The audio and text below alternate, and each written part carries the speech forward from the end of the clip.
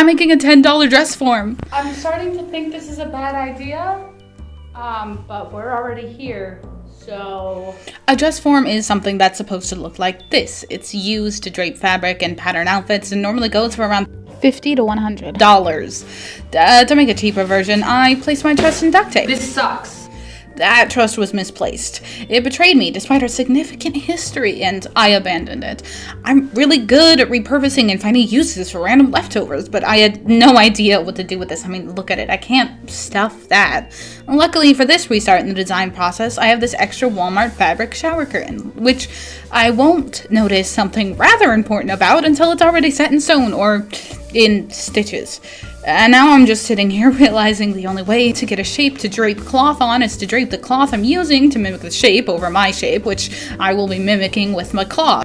I'm gonna have to deal with the long version of the task at least once more in time to properly cut the shortcut, which sucks.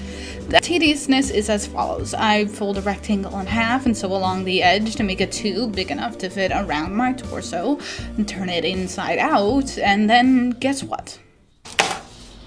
If you said stick so many pins and needles into the tube while wearing it that I could say hello to my sleep paralysis demon Frederick, you're correct, and also an amazingly specific guesser. I did have a little trouble working with the fabric because it was supposed to be a cheap shower curtain and not a dress form. Nevertheless, I do all of that, marking the fabric after I pin it to my body and then undoing all of those pins. So many pins, it reminds me of bobby pins of my long hair, and then cut out the shapes. It was my first time using the rotary cutter, and I was so excited to not have to try and navigate those curves with my old sewing scissors because I may have been using them to cut more than just fabric, and they're getting a little tough to use. Anyways, sewing this monstrosity together included using the pedal with my hand because I'm sewing on the floor. Don't ask. I think it's a good sign that I can hardly get this on over my clothes, right? I didn't film the next part because it's mostly just math, which is boring, but in the end, it's really just a neck hole and some shoulders. If you want to do this yourself or listen to me talk about the math, I'll answer commented questions. The neck hole is supposed to represent me after an introduction to a guillotine, so how am I supposed to check if it's the right size on me? I can put it... Oh, nope, that's the wrong... I gotta do it the other way. If you've ever played Dungeons & Dragons, this is a good example of the difference between intelligence and wisdom, but... I do promise that I'm not stupid. These 3 circles in the next clip required math with pi, but they just fill out the neck and 2 armholes for structure, so... Have you ever thought about the structure of a pie crust and how drastically it can change the pie? Like compare a classic apple versus a pumpkin pie. Intricately woven versus bare crust can change not only the taste, but the texture and the sound of each bite.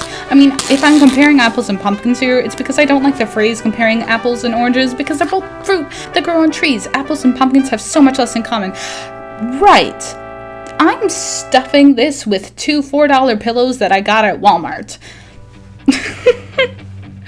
And now for the big piece of cardboard. I bite my nails, so I always have trouble opening cardboard boxes and peeling stickers and tape, and I can't just seem to get the there it goes. Anybody else with that problem? Anyways, this is going to be the base to keep all of the stuffing that I just did inside the form. You can go ahead and ignore all of the measurements and shape that I'm tracing and cutting out here. It doesn't really apply because I couldn't get accurate measurements because the pole was in the way. So I just end up trimming it as I hot glue it in. Yay for improvisation. The next clip is going to be the first half of a transition, but I got bored while waiting for the hot glue gun to warm up. So here's a 3rd act fight scene in under a minute with royalty-free music.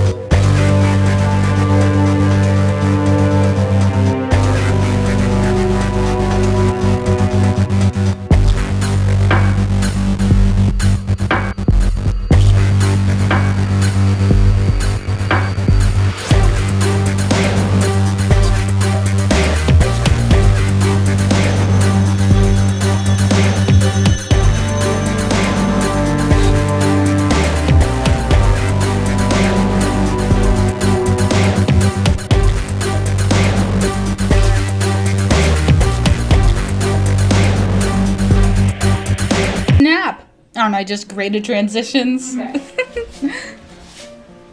Oh, there's a ceiling fan there. Anyways, look at her. Look at her. Fight pose. Engaged.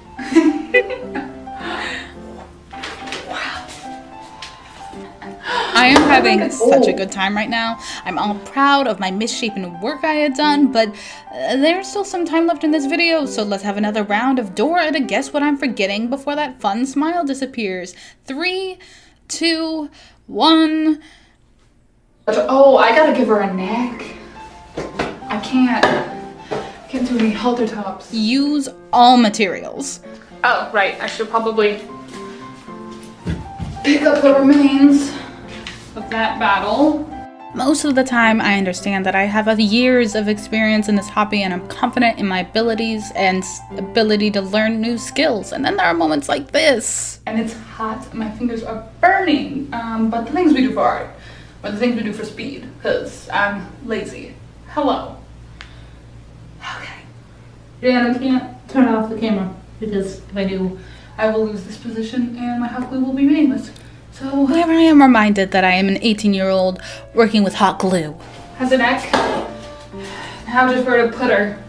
I did have this thought. One idea where I could fit her into my clothing rack without having to buy a stand, and it just means that I'm down a clothing rack. And it sort of works, but... There's a fan there.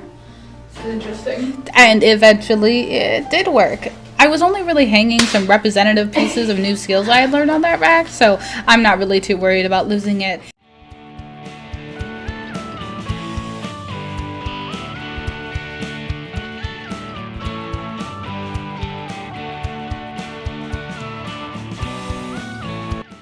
I did it. Look. Altogether, she's pretty lopsided and squishy, and it was a little frustrating putting together, but I'm really glad I made her. Baby punches, baby punches, baby punches. And look at it, I can actually use it and pin stuff to it. But the one thing I didn't notice until right now editing this video is that there are Bible verses written on the fabric. I think I'm gonna call her my Kia because she's off-brand and I didn't have instructions. If you'd like to see more of me chaotically creating with my Kia, then consider subscribing and turning on notifications so you don't miss me trying to make my first Red and Fair costume coming up in the next video. Until then, thank you for watching and I'll see you on my TikTok page in the meantime. Alright.